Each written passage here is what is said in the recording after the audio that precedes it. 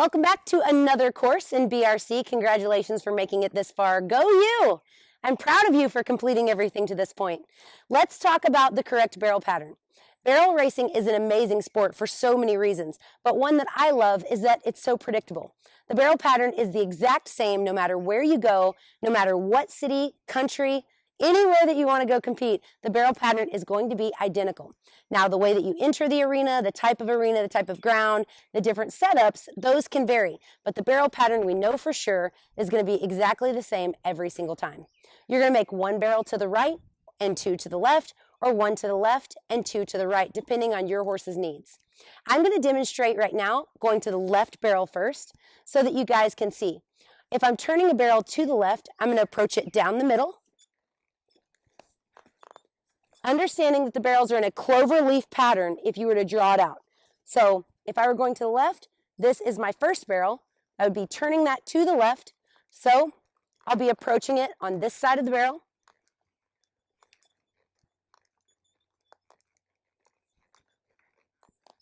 And for those of you guys that definitely already know all of this stuff, stick around because I'm going to throw some lessons in here for my advanced girls as well. As I start to approach this is going to be a figure 8. This barrel will be turned to the right, so I will approach it on the left side of the barrel. And then the next barrel I'll be turning the exact same direction as this barrel.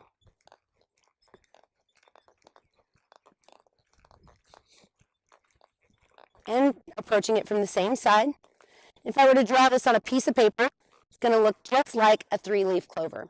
And that is why barrel racing, sometimes in gymkhanas or other events, is called the cloverleaf barrel pattern. If I were to go to the right, exact same thing, just mirror imaged flipped, I would be going to this right barrel first, turning it this way, a figure 8 to my second barrel. So I've moved over. When I'm going fast, my horse has switched leads. I'm going to approach it from this side, using my left hand to make my first left hand turn, and staying on my left hand for my next left hand turn.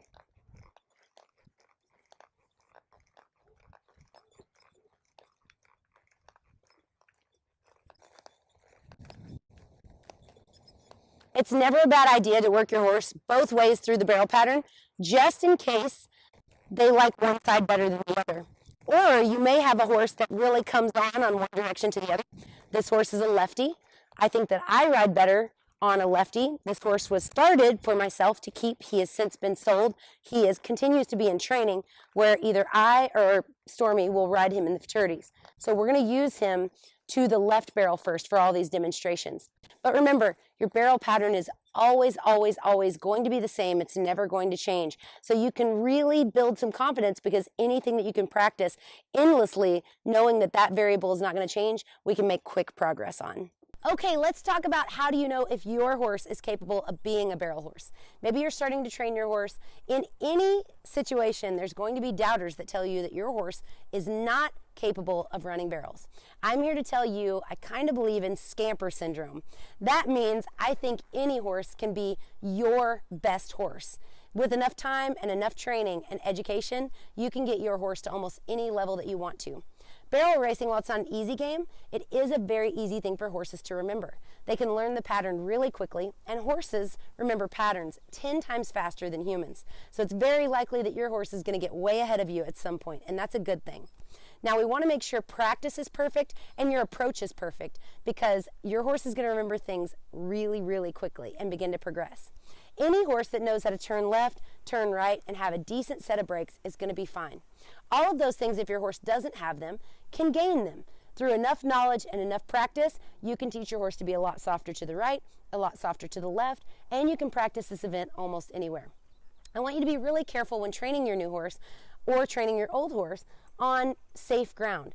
I see a lot of people that only have grass to ride on or really hard ground. I want you to find a place that has really great sand. If it's not available to you, just do your best to be as safe as possible.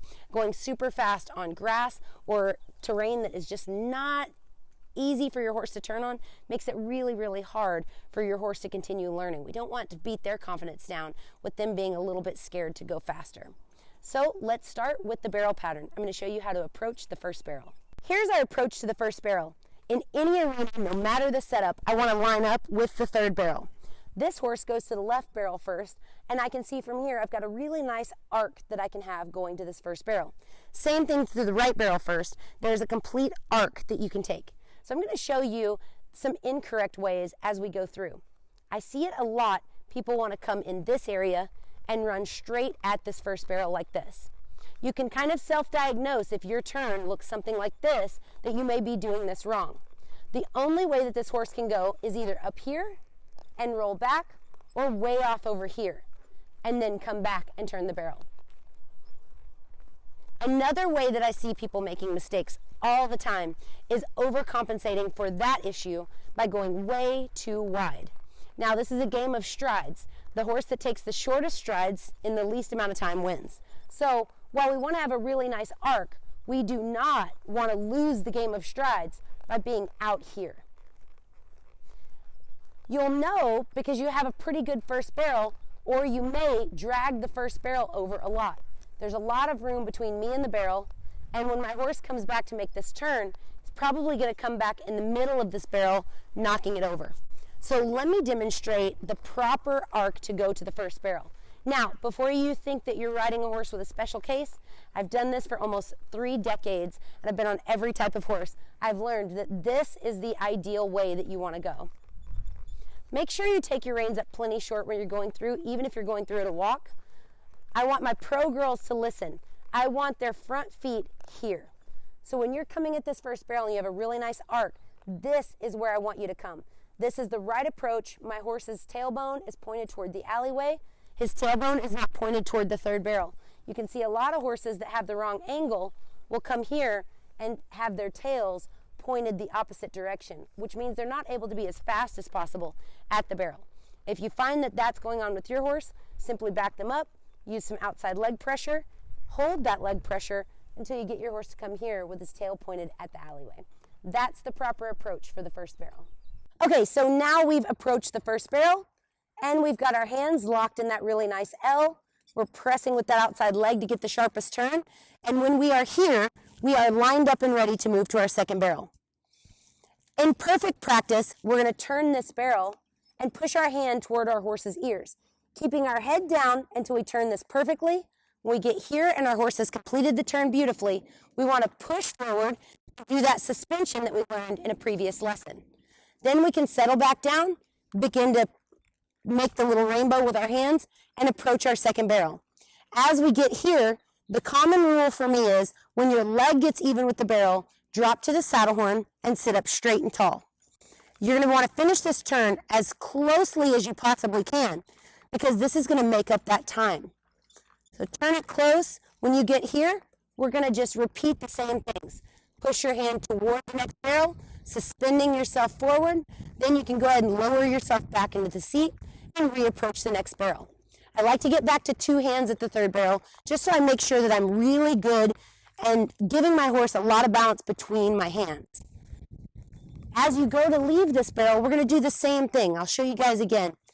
Saddle horn when your leg is even with the barrel, asking your horse to stay nice and tight. Now, move forward, suspending my body up off my seat, and then I can go ahead and sit back down. If you get uncomfortable on the way home, remember, this is one of the bulkier parts of our race. Go ahead and grab that saddle horn. The main thing you want to do when leaving the third barrel is pick another spot. I've shown you exactly where you should be at the 3 barrel, but running out is the exact same thing. I want to be looking at someplace far in the distance beyond my timer line. Otherwise, I risk pulling my horse up right before the timer, and that's going to cost us time. So that's the general approach to every single barrel. Write down some weaknesses that you have within the barrel pattern that you can recognize right now that you can work on today. Let's talk about how much pressure you need on your horse going around the barrel. This is all going to depend on how broke your animal is. If your horse is really light, like this right here, it's not going to take much. In fact, we want to train this animal so that when this horse runs up to the barrel pattern, we can give it its head. We can really trust it to turn on its own. So that's the ultimate goal. I'm going to show you one way that you can get your horse to start to learn to turn on its own. I'm approaching the first barrel, and you can do this at a walk, trot, or lope. But I'm going to ask this horse at any distance from the barrel to look at the barrel and stay in close. I'm going to give him his head completely back. If this horse ever takes his face away from the barrel, I can bump him and release. It's not going to take him long to learn that he needs to be right next to the barrel. Plus, with the accompaniment of my right leg, I can have some support on him and look over my shoulder right where I want him to be to have him right there. The name of the game is to do absolutely the least you possibly can, because that will make you faster. If you're pulling and moving all over, you can imagine you're probably not the fastest there. So being right here, I can just have my horse, if I was just training him and I wanted him way out here, and I was just teaching him to come back to this barrel, I would show him that the closer he gets to the barrel, the slower he can go, and the less I'm going to pull on his face. I'm going to allow him to just barely have a little bit of leg pressure to keep forward momentum, and I'm going to try not to touch him. And that's going to teach him that if he pulls his nose away, I'm going to give him a little bump, and if he keeps his face close to the barrel, he's going to have no pressure on his mouth, which he's going to really, really love. Perfect. You'll know when your horse is ready to go faster when they start acting a little bit bored with the barrel pattern. It's always better to err on the side of faster than slower. I know we love to do slow work and we love to stay busy with that, but it's like staying in the first grade for your entire life. You don't want to stay there and do 2 + 2 all the time, or you'll begin to dull the athleticism that you have in your horse. Do you want to get really good at loping circles, or do you want to be really good at entering barrel races? The goal is up to you. If you have a trainer mentality and you really like that, make sure and find some people and some horses to accommodate that. If you really love to be a competitor, make sure that while you're doing your work at home that you are incorporating some slow work. There's 2 types of riders in the world: the ones that crave to go fast all the time and can't slow down, and the ones that slow down and do not want to go much faster. So finding a happy medium is a really good place to start, and having a confined area and a helmet on will help you feel a lot more confident as you start through. You'll know when your horse is ready when everything starts to come together. Allowing your horse to make some mistakes without pulling them up and correcting them right away helps to build their confidence. So let them get away with a couple of mistakes here and there as long as they keep moving forward. It's really, really nice, and it'll help them progress through all the chapters. Okay, let's talk about what's better for you and your horse. Is fast and sloppy better, or slow and smooth better? Slow is smooth and smooth is fast, and that is the rule that you need to follow. You can see the girl at the barrel race that's whipping every single step, and she gets outrun. And then you see the girl that rides through, or the guy, really nice and quiet with a really beautiful run and blisters the entire field of competitors. You can get examples too through riders like Sherry Cervi or Lisa Lockhart. In my experience, I haven't been the quietest rider, so I try to hone my craft every single day to be more smooth, more correct, and more centered. Learn from me. It's a lot faster to get really smooth, concise, tight turns than it is to just run all over the place and feel really cool doing it. Hitting barrels is a nuisance. Not only does it hurt, it costs us money in and out of the arena. So I want to show you some things that I know right away when someone is about to hit a barrel. I'm sure you can see these things too. At about right here, if you're watching a barrel race and someone's about to make a run, they're way out here and they're starting to do this. So their outside body is leaned way over and their inside is picking way up like this. We know that that person is about to hit a barrel, and it's almost like they don't see it coming, but we do. It's like slow motion, because when you are an armchair quarterback, or like we say, a couch jockey, it's a lot easier to see it from somewhere else. These riders most often don't even know that they're doing it.